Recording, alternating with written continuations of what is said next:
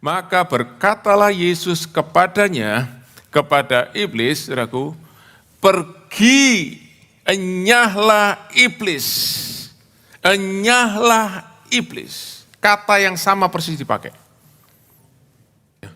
Kira-kira, wah, saudaraku ya, langsung kita rasanya jalan ini enteng banget karena nggak nempel di. Saya dapat revelation, ya, saya dapat wahyuan dari Bapa. Bapa bicara sama saya, sama yang lain.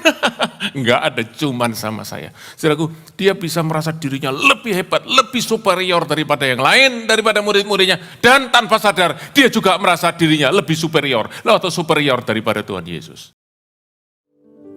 Dan kami buka hati kami. Engkau boleh berbicara kepada kami. Berikan firman-Mu, Bapa. Firman yang hidup.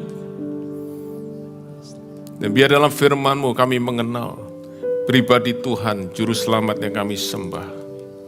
Tuhan Yesus. Yang oleh kuasa Roh Kudus hadir tengah-tengah kami. Kami tinggikan Engkau, kami hormati kehadiran-Mu dan kami hormati firman-Mu. Bicaralah kepada kami semua, supaya kami tahu Engkau terus menuntun kehidupan kami. Engkau memegang kami di tangan-Mu yang penuh dengan kasih. Dalam nama Tuhan Yesus. Amin. Amin. Puji Tuhan, silakan duduk saudara terkasih.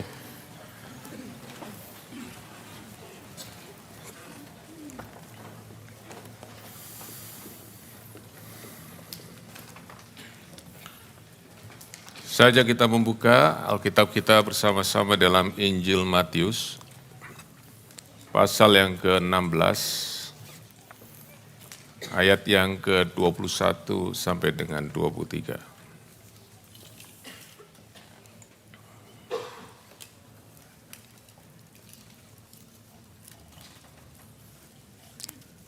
Mari kita sama-sama baca ayat firman Tuhan ini. Kita hormati firman Tuhan dan kita baca dengan segenap hati kita, dengan suara kita, dan dengan doa untuk Tuhan singkapkan kebenaran firman ini buat kita semua. Sejak waktu itu, Yesus mulai menyatakan kepada murid-muridnya bahwa ia harus pergi ke Yerusalem dan menanggung banyak penderitaan dari pihak tua-tua, imam-imam kepala, dan ahli-ahli Taurat. Lalu dibunuh dan dibangkitkan pada hari ketiga. Tetapi Petrus menarik Yesus ke samping dan menegur dia, katanya, Tuhan, kiranya Allah menjauhkan hal itu. Hal itu sekali-kali tak akan menimpa engkau. Maka Yesus berpaling dan berkata kepada Petrus, enyahlah iblis, engkau suatu batu sandungan bagiku, sebab engkau bukan memikirkan apa yang dipikirkan Allah, melainkan apa yang dipikirkan manusia. Demikian firman Tuhan. Saudara-saudara, saya tidak tahu berapa banyak saudara pernah mengalami pengalaman yang tidak enak, yaitu saudara tersandung sesuatu yang ada di depan saudara, kaki saudara tersandung pada satu benda yang keras sampai saudara bisa jatuh.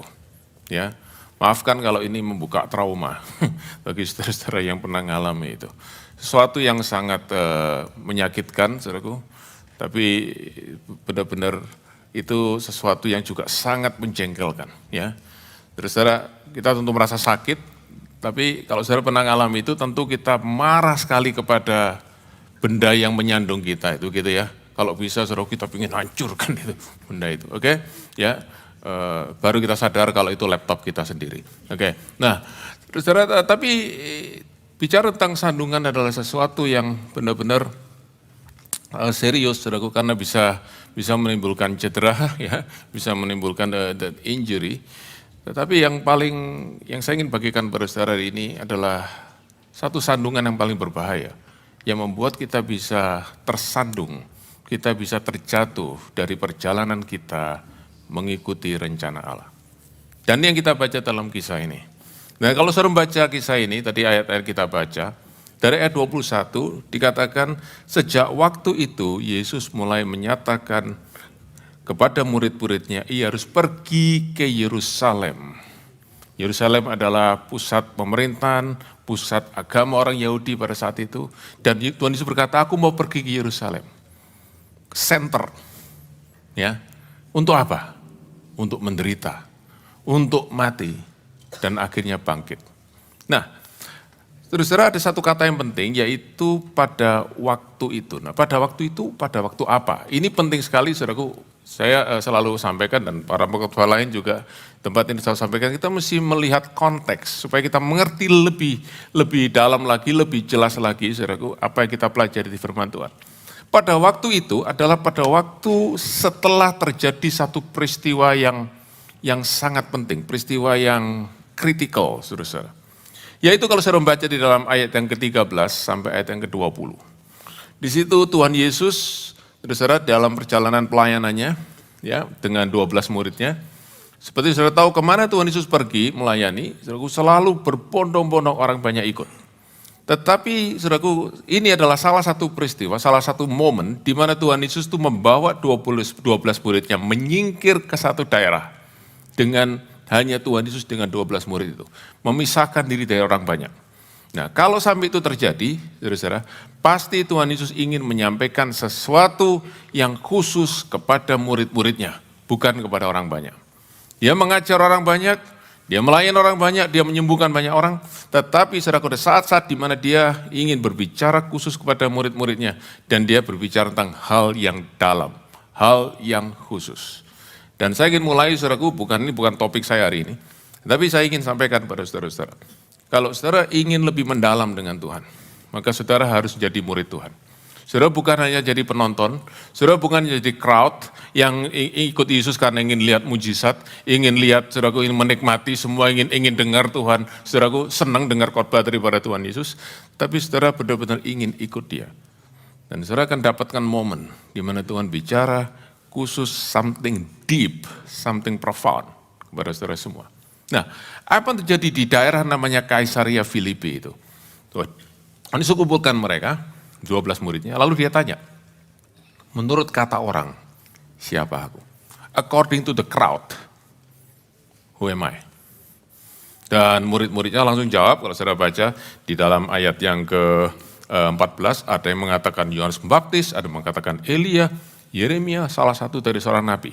Jadi saudara-saudara, menurut orang banyak, Tuhan Yesus itu mungkin adalah Yohanes Pembaptis yang bangkit dari kematian. Okay? Karena saudara-saudara ya ada otoritas wibawa saudaraku yang luar biasa, yang spesial. Ada yang berkata dia Elia karena saudaraku kuasa mujizatnya begitu. Ada juga Yeremia karena pengajarannya saudaraku. Tapi that's all. At best dia seorang nabi. Lalu Tuhan Yesus lanjutkan pertanyaan, tapi kalau menurut kamu, siapa aku? Menurut 12 murid ini. Tuhan ingin tanya, are you different from the crowd? Apakah kau kenal aku lebih daripada sekedar orang banyak? Dan saudara-saudara, hari ini Tuhan ingin tanya kepada kita semua, adakah kita kenal Tuhan lebih dalam dari kebanyakan orang?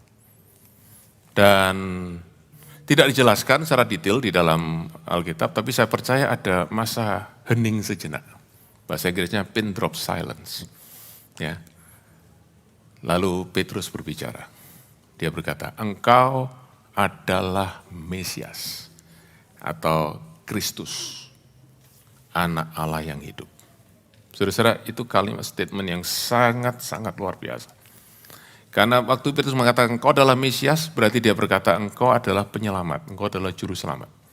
Tapi bukan juru selamat yang seperti juru selamat yang lain, bukan seperti Mesias yang lain. Okay? Tetapi engkau adalah anak Allah yang hidup, berarti engkau adalah Allah sendiri.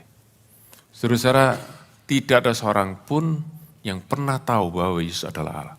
Mereka semua melihat dia manusia biasa, anak tukang kayu yang sekarang menjadi seorang guru. Tetapi Petrus berkata, you are the Christ, the Son of living God. Tuhan Yesus langsung berkata kepada Simon, Simon, anak Yohanes, diberkatilah engkau. Artinya engkau mendapat favor daripada Bapa. Engkau mendapat privilege untuk engkau lihat ini. Karena darah dan daging tidak bisa menyatakan kepadamu. Tapi hanya Allah Bapa sendiri. Saudara-saudara, this is a very important thing. Yang kita mesti renungkan sungguh-sungguh. Saudara semua dari sini, saudara berkata, saya percaya Yesus adalah Tuhan. Saya percaya Yesus adalah Juru Selamat.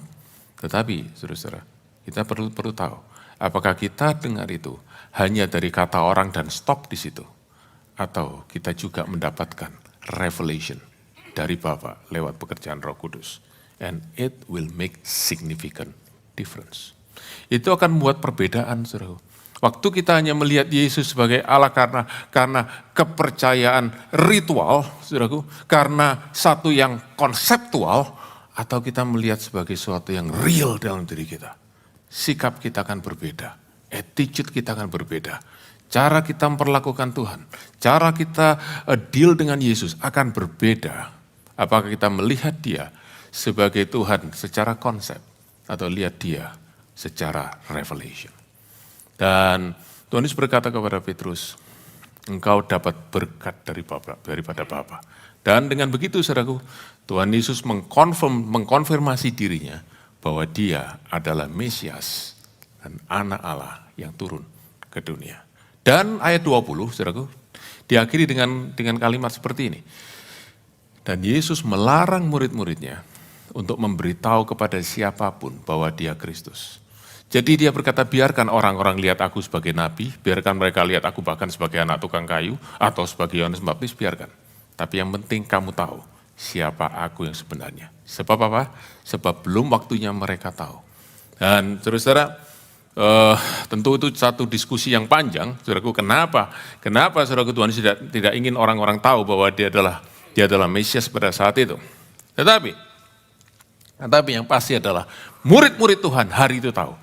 Dia adalah Mesias, utusan daripada Allah, yang diutus untuk menjadi penyelamat, untuk menjadi juru selamat. Nah, disitulah, saudara-saudara, disitulah mereka tiba-tiba mendapatkan, begitu Tuhan Yesus menyatakan dirinya, memberikan pewahyuan tentang dirinya sebagai Mesias, Dia langsung berkata, aku yang adalah Mesias, sekarang aku pergi ke Yerusalem untuk menderita.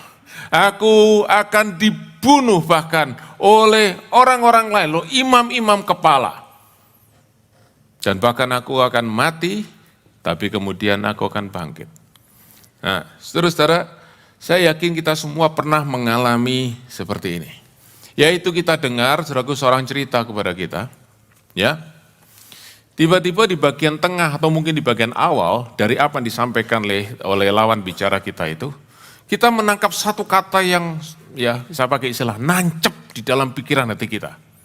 Lalu, saudaraku, itu begitu nancep dan begitu, saudaraku, menguasai pikiran kita, sampai kita tidak memperhatikan kalimat selanjutnya. Saudara pernah mengalami seperti itu? Pernah ya, saudaraku ya? Langsung berikutnya enggak konsen lagi. Dan kalimat, saudaraku, bahwa aku akan menderita banyak sengsara, itu, saudaraku, nancep di pikiran murid-muridnya. Aku Mesias, aku pergi ke Yerusalem, aku akan menderita. Bang! Saudaraku, itu benar-benar shock buat mereka. It's shock their mind.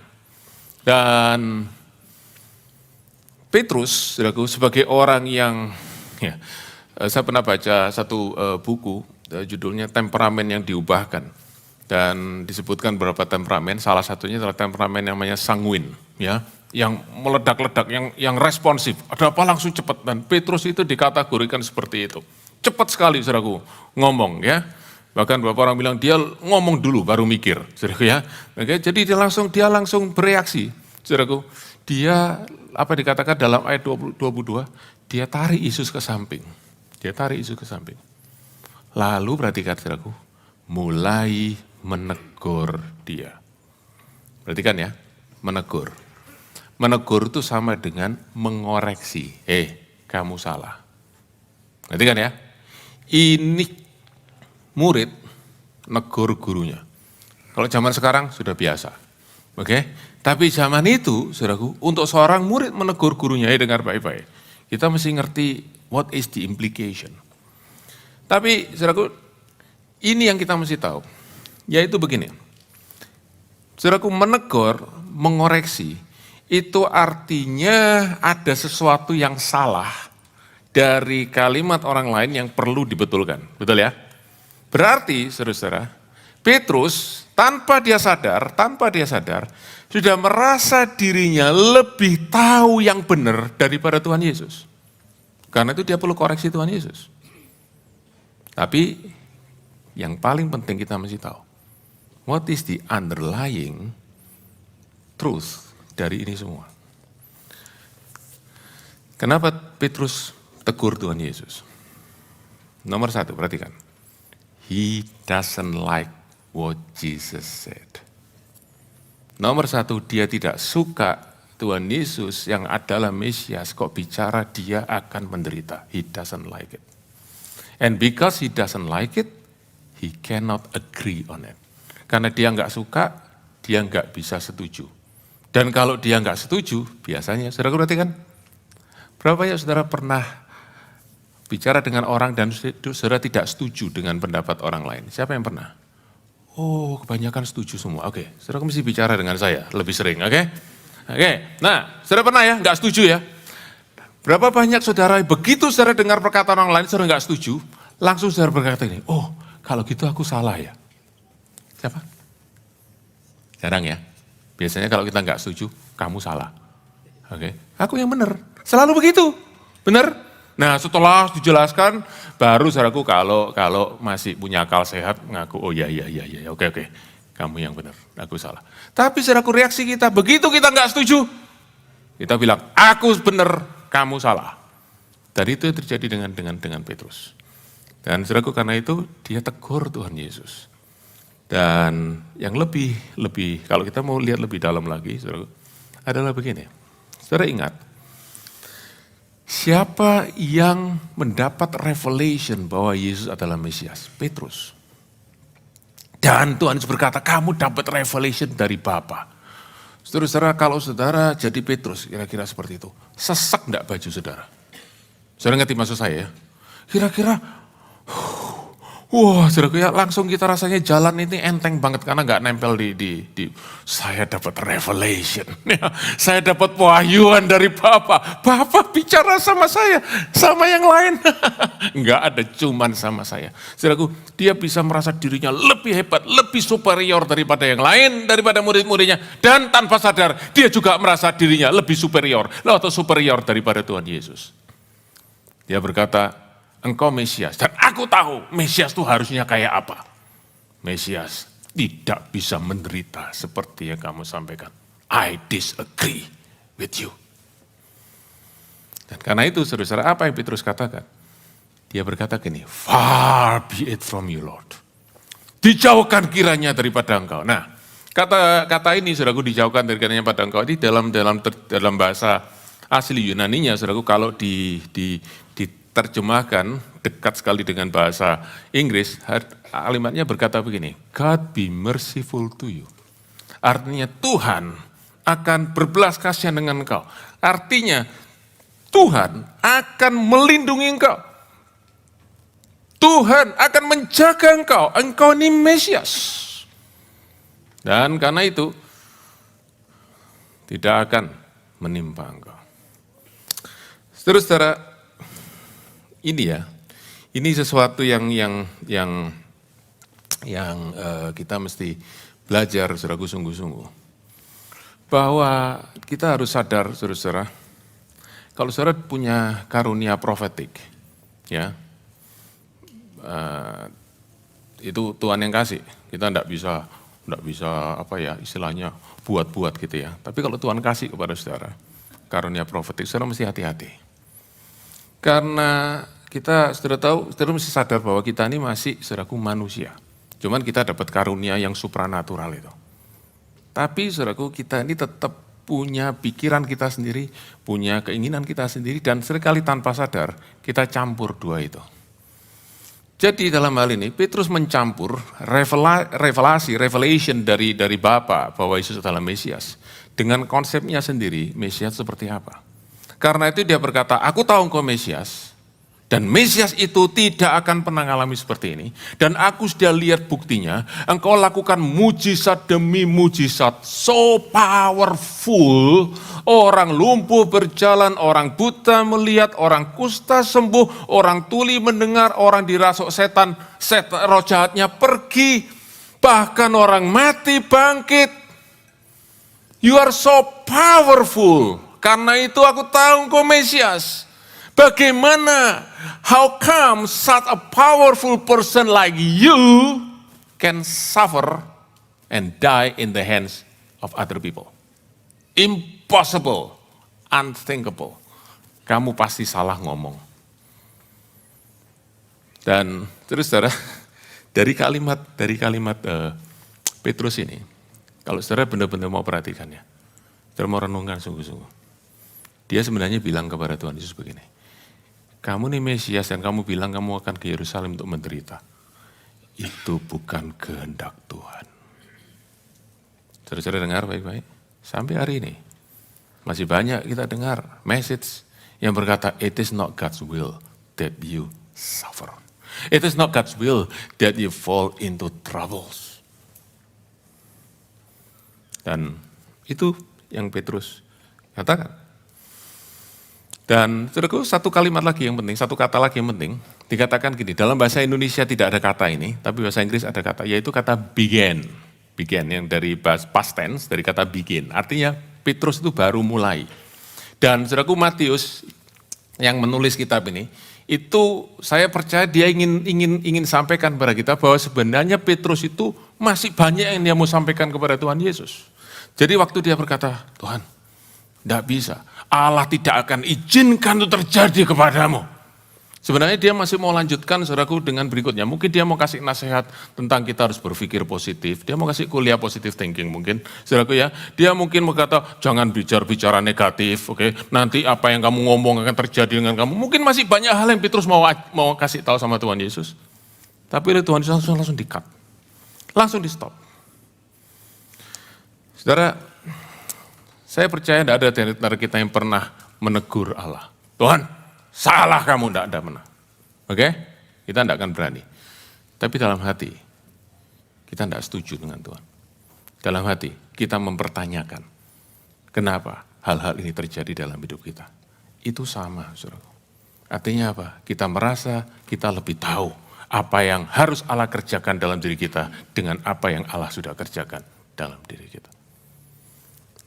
Tuhan Yesus saudaraku langsung dikatakan ayat 23, dia langsung berbalik dan berkata kepada Petrus. Berarti kan? Berarti dia ngelihat eyes to eyes. Dia ngelihat mata ke mata. Oke? Dia benar-benar lihat Petrus. Dan apa yang Tuhan Yesus katakan kepada Petrus? Ada 3 kalimat. Ini yang saya ingin kita renungkan hari ini. Nomor 1, dia berkata, enyahlah iblis. Saudara mau berkata apa? Tuhan Yesus saking marahnya dia lupa siapa namanya orang ini. Dipanggil setan. Begitu ya? Oke. Of course not. Of course not. Kenapa kok sampai dipanggil setan? Iblis. Saudara sebelum saling lebih jauh, ya. Dalam bahasa Indonesia kan pakai nyala iblis ya. Tapi bahasa Inggrisnya tidak pakai kata get behind me devil, tapi Satan. Karena Satan itu punya makna khusus. Satan itu adalah bicara tentang makna daripada setan itu. Jadi ada 2 ya. Satu. Kalau devil itu artinya diabolical, jadi menipu. Tapi kalau Satan itu artinya adalah adversary. Tahu ya? Artinya orang yang melawan, oposisi. Oke. Jadi waktu Tuhan Yesus panggil nyala daripadaku setan, itu bukannya sekedar dia mengatakan Petrus setan, saudaraku bukan itu yang paling penting. Tapi adalah bahwa engkau yang menjadi penghalang buat aku. Dan nanti kalimat berikutnya saudara akan tahu. Engkau yang menjadi oposisi buat aku. Nah, tetapi yang saya senang dari bahasa Indonesia, Alkitab bahasa Indonesia adalah karena penggunaan katanya itu konsisten. Yaitu enyahlah iblis. Enyahlah iblis. Tuhan Yesus berkata kepada Petrus. Jadi dia tidak berkata kepada iblis loh. Dia berkata kepada Petrus, enyahlah iblis. Saudara-saudara, kata enyahlah iblis itu cuman pernah dipakai satu kali lagi oleh Tuhan Yesus. Ada yang tahu? Ada yang ingat? Pasti ingat ya? Kapan? Waktu dia dicobai oleh iblis. Coba kita lihat di Matius pasal 4 ayat 10. Dan kata enyahlah itu pakai kata hypage, saudaraku dalam bahasa Yunani. Dan kata yang sama persis itu dipakai saudaraku pada waktu Tuhan Yesus dicobai oleh iblis di pencobaan yang ketiga yang tercatat dalam Injil Matius. Nah kalau saya membaca dari Injil Matius pasal yang keempat ayat 10, maka berkatalah Yesus kepadanya, kepada iblis, saudaraku, pergi, enyahlah iblis. Enyahlah iblis. Kata yang sama persis dipakai. Saudara berkata, ya oke, so what? Kalau nggak ada so what-nya, saudaraku, ini bukannya sekedar, oh ya kebetulan saya nemu ini penemuan, menarik. No. Ada message yang penting. Kata yang sama dipakai, saudaraku, itu menunjukkan itu ada hal yang sama terjadi di dalam dua peristiwa itu. Oke? Saya nanti akan kembali, saudaraku, tapi sekarang kita sekarang pergi, saudaraku, ke Matius pasal 4. Kenapa kok Tuhan Yesus sampai berkata, enyahlah iblis. Engkau hanya menyembah kepada Tuhan Allahmu dan kepada Dia saja engkau berbakti. Tentu saudara tahu apa yang ditawarkan oleh iblis kepada Tuhan Yesus. Apa yang menjadi pencobaan daripada iblis kepada Tuhan Yesus. Saudara bisa baca di dalam Matius pasal 4, mari kita baca saudaraku. Di dalam ayat yang ke-8. Ya. Dan iblis membawanya pula ke atas gunung yang sangat tinggi dan memperlihatkan kepadanya semua kerajaan dunia dengan kemegahannya. Perhatikan, apa yang ditunjukkan oleh iblis? Bukan pemandangan yang bagus. Oh, lihat itu, ya toh, laut yang indah, sungai, gunung. No, yang dilihatkan apa? Kingdom. Perhatikan, kingdom, kerajaan. Diperlihatkan, saudaraku, kepada Tuhan Yesus. Dan iblis berkata, semua ini kuberikan kepadamu, kalau engkau mau sujud menyembah aku. Saudara, siapa di sini yang pernah merasa tergoda? Oh, enggak ada, semua kebal dosa. Haleluya. Siapa yang pernah? Oke. Saudara-saudara, berapa banyak saudara yang seperti saya tidak terlalu suka, bahkan tidak suka spicy food? Oh, sedikit yang lain. Bawa lomboknya. Oke, ya, bring it on. Oke, nah, saudara-saudara, kalau saudara nggak suka spicy food, oke, ya, ini saya pakai bahasa yang sederhana aja. Saudara ditawarin spicy food, ayo kamu berbuat dosa, nanti tak kasih spicy food. Mempan? Kita cuman ketawa. Kamu kasih satu truk sekalipun, doesn't touch me. Tidak akan menggoyahkan aku. Kenapa? Itu bukan sesuatu yang kita suka. Tetapi kalau saudara suka spicy food, lalu orang bawa kepada saudara, itu namanya godaan. Ya, pasti sesuatu yang kita inginkan dalam diri kita. Nah, kenapa iblis menawarkan kerajaan dunia ini kepada Tuhan Yesus? Iblis tahu Tuhan Yesus datang ke dunia untuk apa? Untuk mendirikan kerajaan Allah atas seluruh bumi. He comes to build the kingdom of God. So the issue is the kingdom. Tapi bagaimana saudaraku Tuhan Yesus mendirikan kerajaannya di atas muka bumi itu? Yaitu dengan dia mati di atas kayu salib dan bangkit dari kematian. Sehingga dia menjadi raja di atas segala raja. Through the cross, death and resurrection. Dan iblis berkata, kok susah banget ya? Kok susah sekali? Ada jalan yang lebih gampang. Ada jalan yang lebih, there is an easy way. No pain, no suffering. Cuman sujud nyembah aku. Bow down before me. Once. You get all of this. Saudara, itu. No need to go to the cross. No need to suffer. Dan Tuhan Yesus dengar itu dan berkata, "Enyah iblis." Jangan kata ya. Sekarang apa yang dikatakan Petrus kepada Tuhan Yesus? Tuhan Yesus berkata begini, "Aku mau menderita, aku mau pergi Yerusalem untuk menderita." Supaya apa? Supaya apa? Kerajaanku boleh didirikan di atas muka bumi. Petrus bilang apa? Jangan, tidak bisa.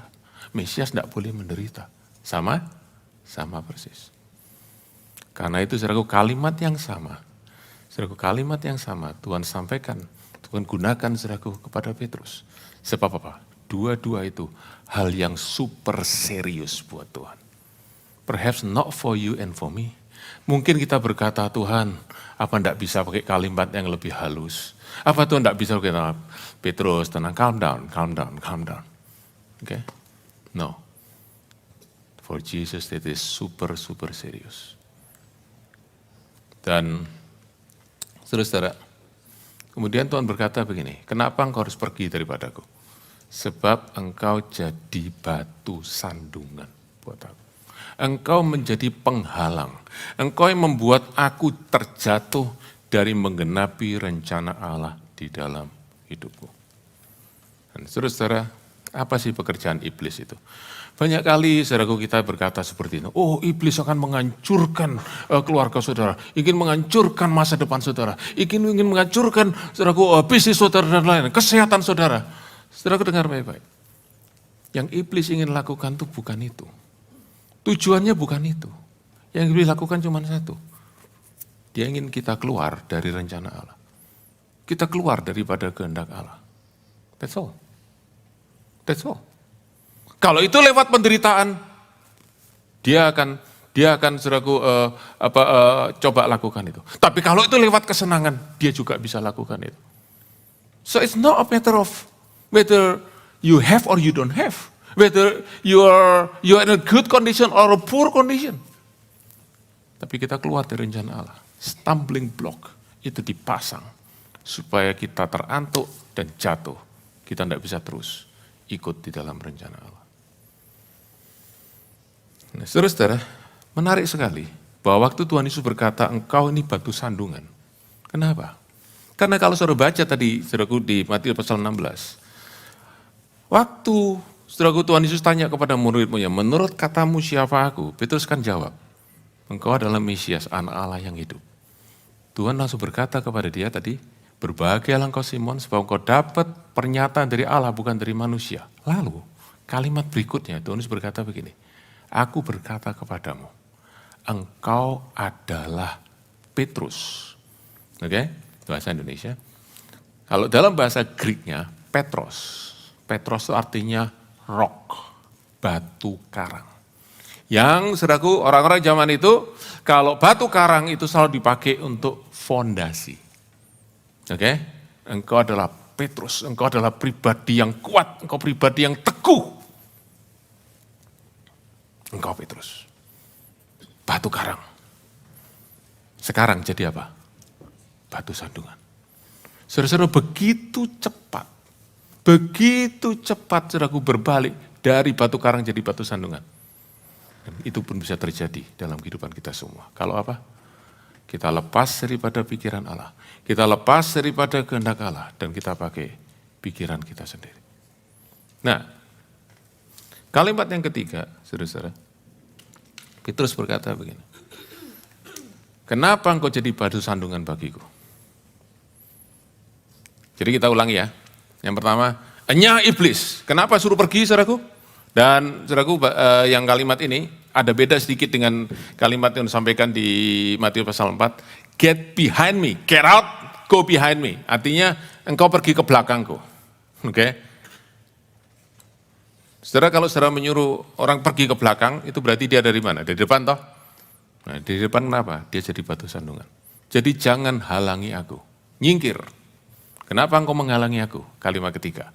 Sebab yang kau pikirkan adalah pikiran dari manusia, bukan pikiran dari Allah. This is the very staggering truth. Saudara-saudara, pikiran kita, pikiran dari keinginan-keinginan kita yang tidak diperbarui menurut firman Tuhan akan selalu membuat batu sandungan buat perjalanan iman kita. Every human thoughts that we keep in our mind and our heart will be a stumbling block for us to follow Jesus and to fulfill God's plan in our life. Saudara mungkin tetap datang ke gereja. Saudara mungkin tetap nyanyi, tetap dengar firman Tuhan. Tetap melayani. Tetapi kalau kita terus hanya mau, saudaraku, ikuti apa yang menjadi keinginan kita, kita akan terjatuh dari waktu ke waktu. Sebab keinginan kita, pikiran manusiawi kita, itu menjadi stumbling block buat kita. Dan saudara-saudara, apa yang sebenarnya yang Tuhan Yesus katakan di sini? Apa yang kau pikirkan dari manusia, bukan yang direncanakan oleh Allah?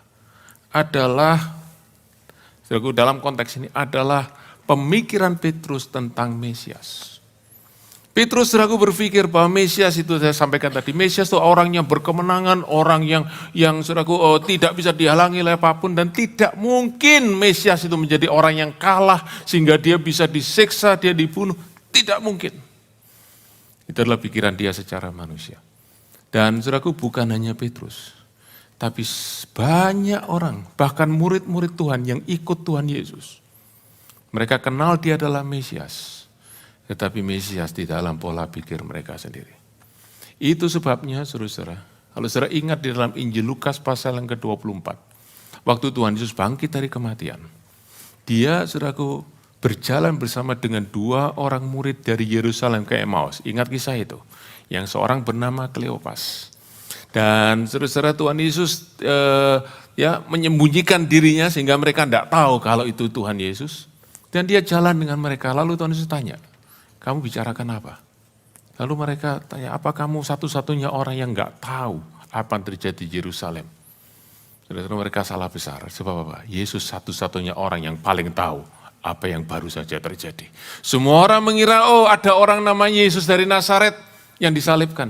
Mereka tidak tahu bahwa yang terjadi di Golgota itu adalah karya keselamatan yang kekal buat saudara dan saya hari ini. He is the only one who knows. Dan dia dikatakan dia satu-satunya orang nggak tahu.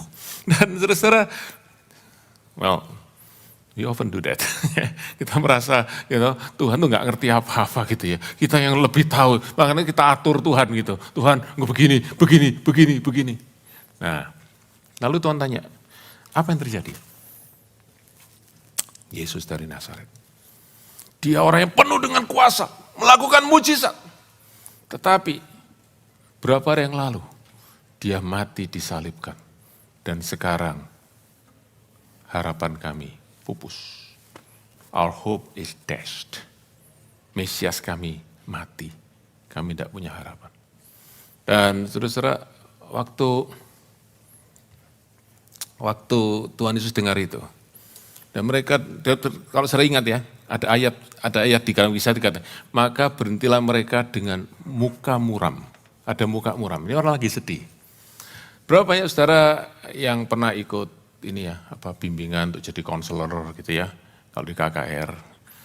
Saudara, apa yang kita lakukan kalau kita lihat orang lain sedih? Nomor 1, kita ikut bersimpati dengan mereka, betul ya, saudara ya? Bersimpati, dihibur, saudaraku. Nah, apa yang Tuhan Yesus lakukan? Tuhan Yesus juga bersimpati dengan mereka. Karena itu dia katakan begini, hai kamu orang bodoh, bersimpati toh? Simpati banget, saudaraku. Oke, Tuhan Yesus tidak ada waktu untuk begitu. Dia harus mengoreksi pikiran mereka.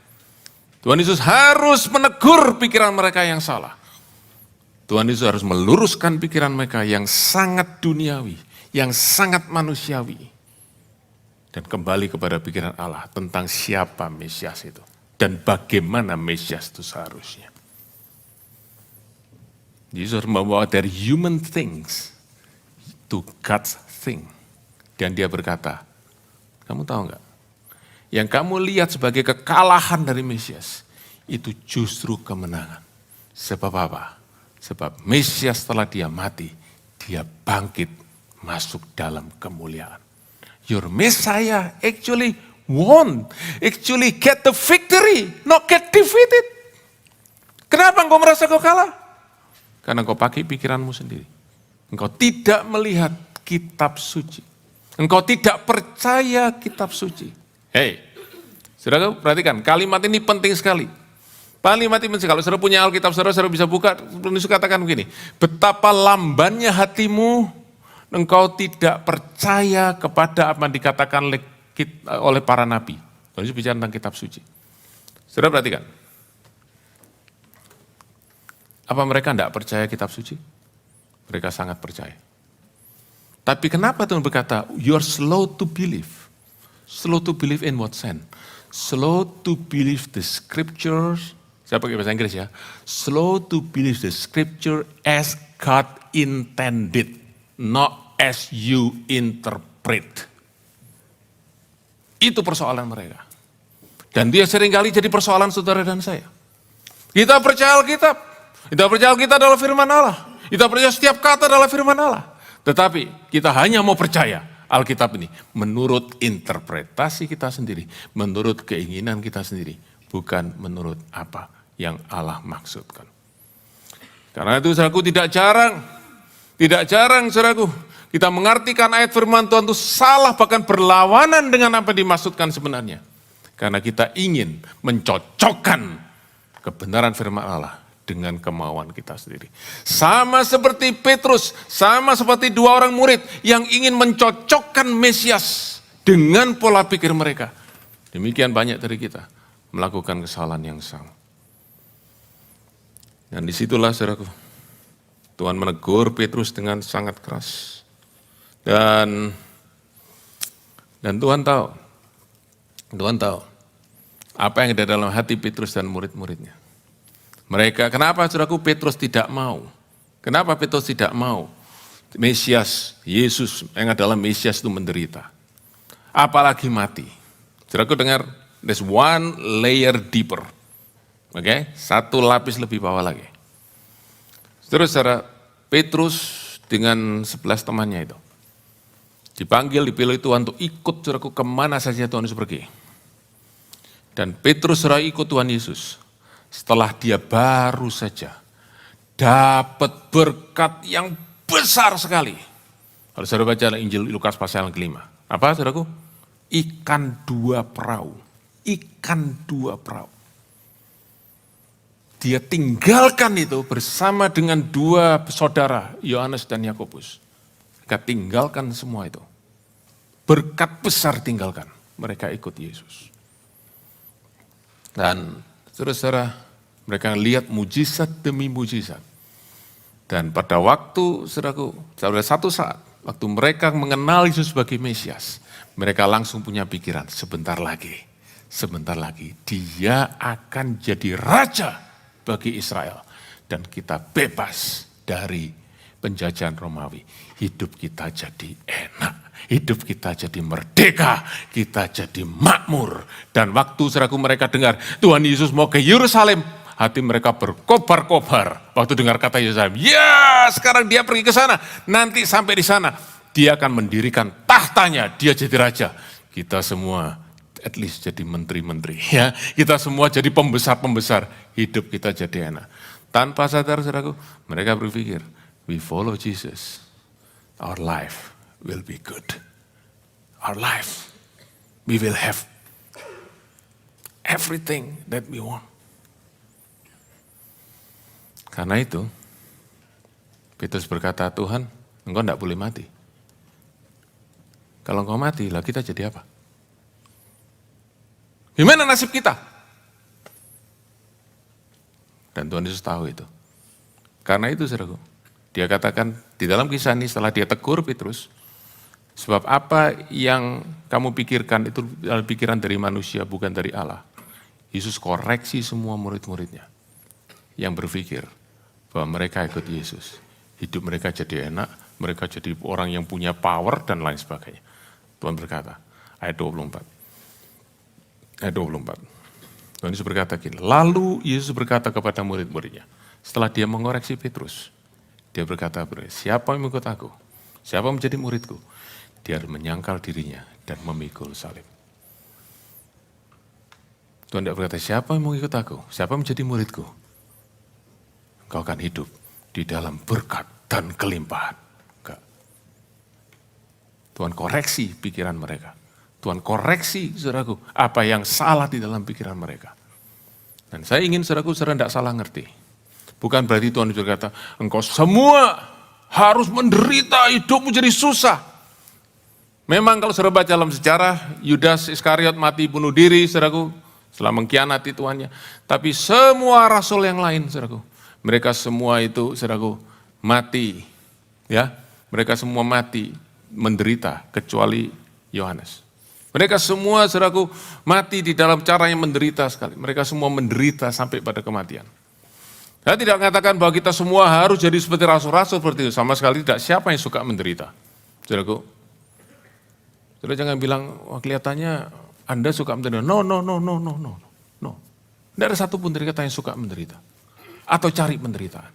Tetapi, saudara-saudara, kalau kita ikut Tuhan, untuk kita avoid suffering, we'll get disappointed. Karena kita memakai pikiran kita sendiri. Kita memakai kemauan kita sendiri. Dan itulah, saudaraku, yang setan, saudaraku, tawarkan kepada Tuhan Yesus. Waktu dia mencobai Tuhan Yesus. Hey, engkau anak Allah, engkau lagi lapar kan? Sudah 40 hari tidak makan. Ngapain kau lapar? Ngapain kamu menderita? Ubah batu ini jadi roti. Makan sampai kenyang. You have power.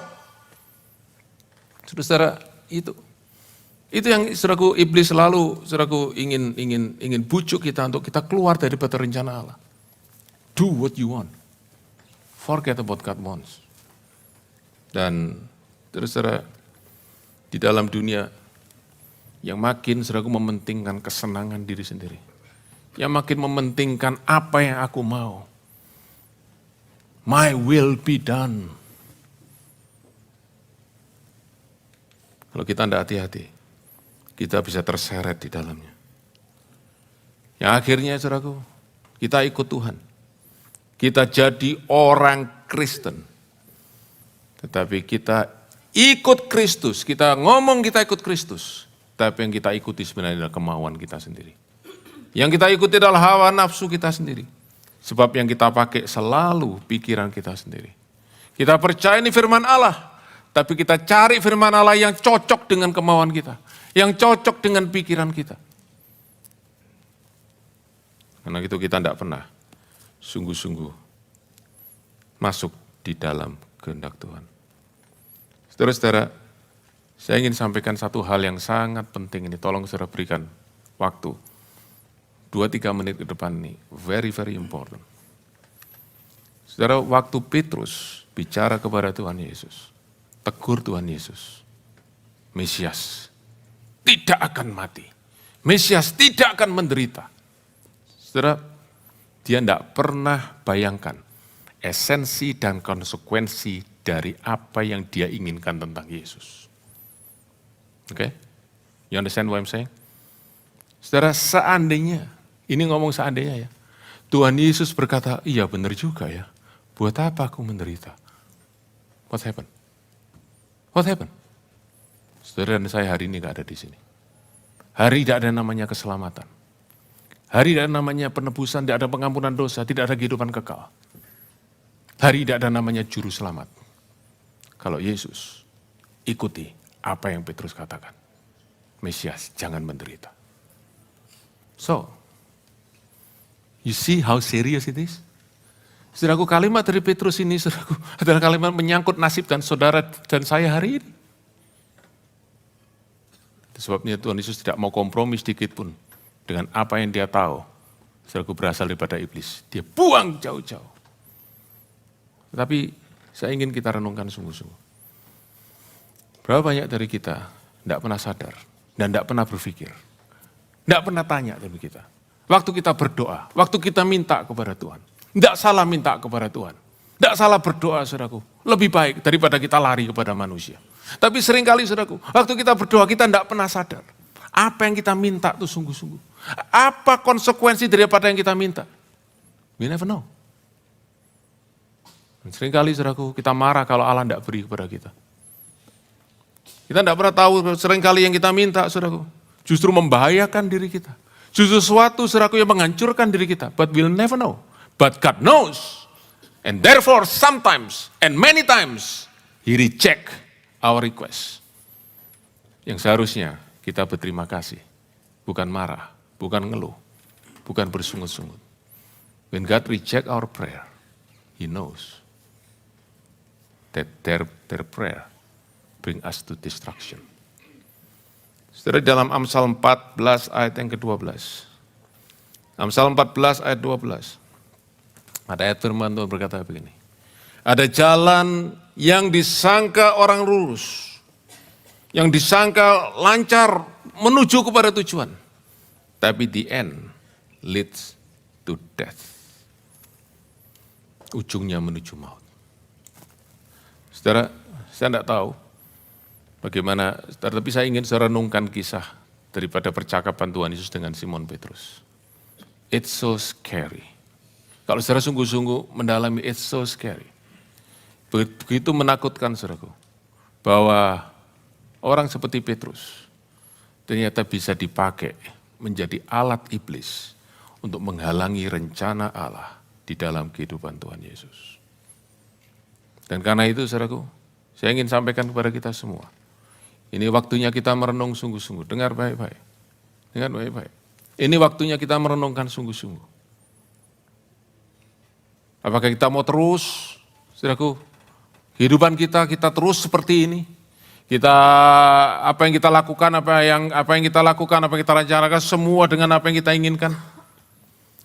Dan saya ingin kita belajar dari peristiwa ini. Kalau kita terus hidup dengan kemauan kita sendiri, dengan ambisi kita sendiri, tanpa kita pernah menundukkan itu di bawah kebenaran firman Allah, maka kita keluar dari rencana Allah. Dan bukan hanya itu, kita menjadi batu sandungan buat diri kita sendiri dan buat orang lain. So, untuk menutup ini, saudaraku, saya ingin kita ambil waktu untuk dari waktu ke waktu kita berdoa seperti pemazmur di Mazmur 139. Mari kita baca Mazmur 139 ayat 23 dan 24. Mazmur 139 ayat 23 dan 24. Saya ingin kita baca sama-sama ayat firman Tuhan ini. Ini doa yang saya ingin kita naikkan dari waktu ke waktu. Bukan doa Tuhan tolong ini, Tuhan tolong itu, Tuhan berkati ini, Tuhan berkati itu, Tuhan buka jalan, itu semua oke. Tetapi dari waktu-waktu biarlah kita naikkan doa kita yang seperti ini kepada Tuhan. Mari baca sama-sama. Selidikilah aku, ya Allah, dan kenalah hatiku.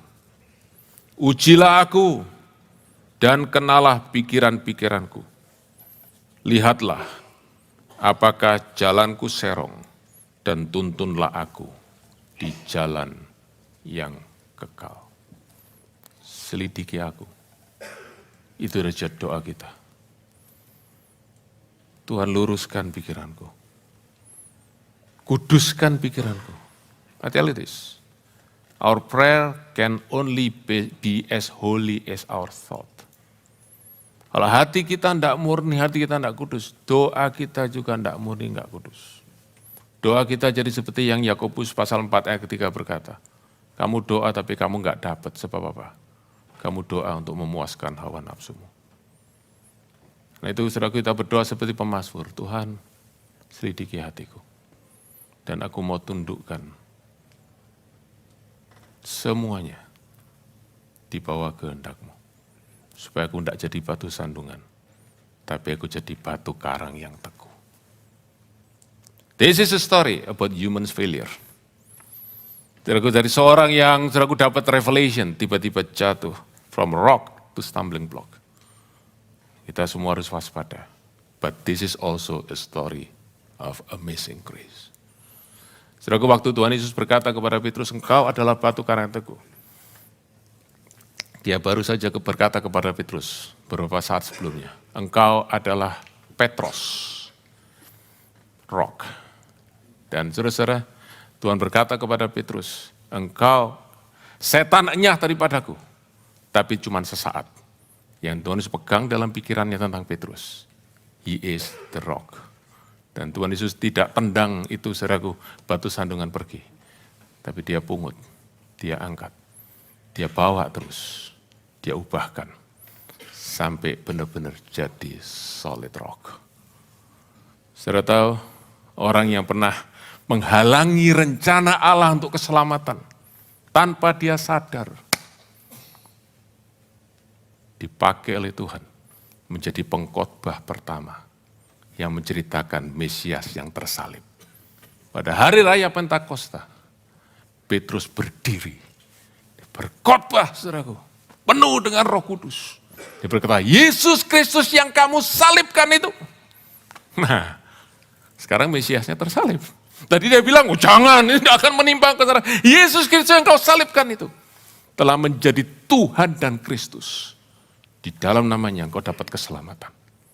Dia dapat privilege memberitakan tentang nama Yesus. Batu sandungan dikembalikan jadi batu karang yang teguh. This is a story about grace. This is a story about amazing grace from our Lord Jesus. This is why we must trust Him. Don't trust ourselves. Don't put our confidence in ourselves. Put our trust in Him. Dan kalau saudara ingat kisah ini, Yesus mengalami banyak cobaan, banyak halangan untuk dia pergi ke kayu salib. Tapi dia terus berjalan menuju Yerusalem. Menggenapi rencana Bapa, supaya dia bisa juru selamat buat saudara dan saya. Let me close with this. Kalau saudara mengerti benar-benar kasih Tuhan buat saudara dan saya hari ini, tidakkah saudara percaya bahwa kehendak Tuhan pasti kehendak yang terbaik buat kita semua? If you know His love, you can trust His plan. If you understand His love, you can trust His will. So, behold the cross of Christ. So you can come to Him and say, let your will be done in my life. Because I know you love me. Mari bangkit berdiri sama-sama.